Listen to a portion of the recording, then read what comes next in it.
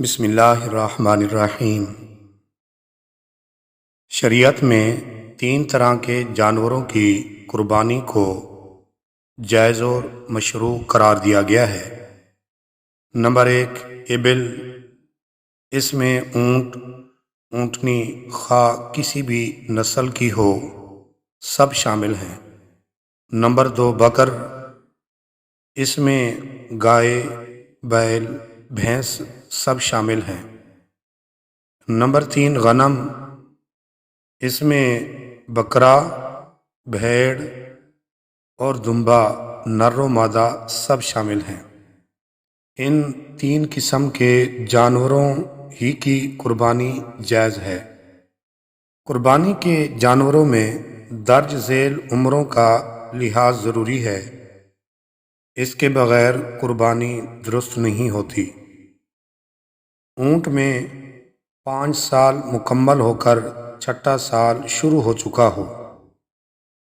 بکر میں یعنی گائے کی قربانی کی جو عمر ہے 2 سال مکمل ہو کر 3واں سال شروع ہو چکا ہو۔ غنم میں یعنی جو بکرے کی عمر ہے 1 سال مکمل ہو کر 2واں سال شروع ہو چکا ہو۔ بھیڑ اور دمبا سال سے کم بھی ہو تو 2 شرطوں کے ساتھ اس کی قربانی جائز ہے۔ نمبر 1، 6 ماہ سے زیادہ کا ہو۔ نمبر 2، اتنا فربا اور موٹا ہو کہ سال بھر کا محسوس ہوتا ہو۔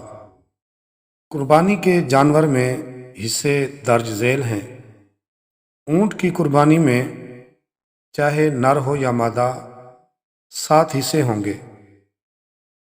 گائے اور بھینس میں چاہے نر ہو یا مادہ اس میں بھی 7 حصے ہوں گے۔ بکرا، بھیڑ اور دمبا نر و مادہ ہو تو اس کا 1 حصہ شمار کیا جاتا ہے۔ قربانی کے جانور کی شرائط یعنی قربانی کے جانور کس طرح کے ہونے چاہیے۔ قربانی کا جانور صحیح و سالم ہونا چاہیے یا کم از کم ایسا جانور ہونا چاہیے جس میں کوئی عیب مانے نہ ہو۔ عیب مانے سے مراد وہ عیب ہے جس کے ہوتے ہوئے قربانی نہیں ہوتی۔ قربانی کے جانور میں درج ذیل خصوصیات پسند کی گئی ہیں، اس لیے خریدتے وقت اگر آسانی سے ممکن ہو تو ان خصوصیات کو ملحوظ رکھنا چاہیے۔ نمبر 1، فربا یعنی موٹا ہونا، کیونکہ اس میں فقراء کا فائدہ ہے۔ نمبر 2، خصی ہونا، حضور نبی کریم صلی اللہ علیہ وآلہ وسلم سے ثابت ہے۔ نمبر 3، زیادہ گوشت والا ہونا۔ نمبر 4، گوشت کا عمدہ ہونا۔ نمبر 5، جانور کا زیادہ قیمت والا ہونا۔ نمبر 6، سینگوں والا ہونا۔ نمبر 7، جانور کا چت کبرا ہونا۔ نمبر 8، مادہ ہونا۔ واضح رہے کہ خصی ہونا جانور کے لیے عیب نہیں بلکہ یہ اس کی خوبی اور وجہ افضلیت ہے۔ یہی وجہ ہے کہ آپ صلی اللہ علیہ وآلہ وسلم نے قربانی کے لیے اس کا انتخاب فرمایا۔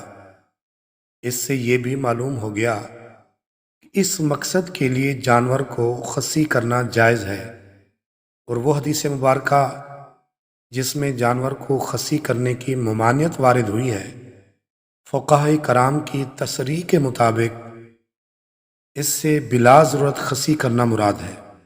جانور کی خریداری میں درج ذیل امور کا اچھی طرح لحاظ رکھنا چاہیے۔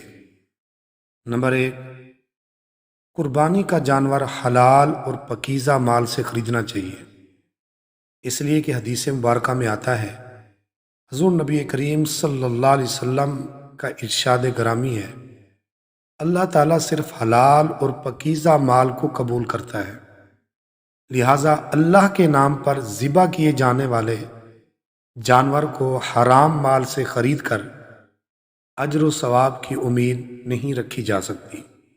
نمبر 2، قربانی کا جانور اچھی طرح سے دیکھ لینا چاہیے کہ اس کی عمر پوری ہے یا نہیں۔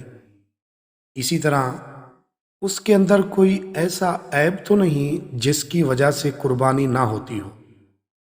حدیث مبارکہ میں ہے، حضرت علی رضی اللہ تعالی عنہ فرماتے ہیں، نبی کریم صلی اللہ علیہ وسلم نے ہمیں اس بات کا حکم دیا کرتے تھے کہ ہم جانور کی آنکھ اور کان وغیرہ کو اچھی طرح سے دیکھ لیں۔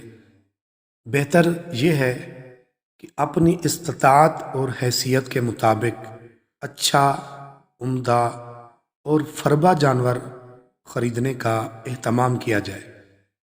حدیث مبارکہ میں آتا ہے، بے شک قربانی کے لیے سب سے افضل جانور وہ ہے جو سب سے زیادہ مہنگا اور فربا ہو۔ اللہ تعالی ہم سب کو دینی اور شرعی مسائل میں سمجھ بوجھ عطا فرمائے، آمین یا رب العالمین۔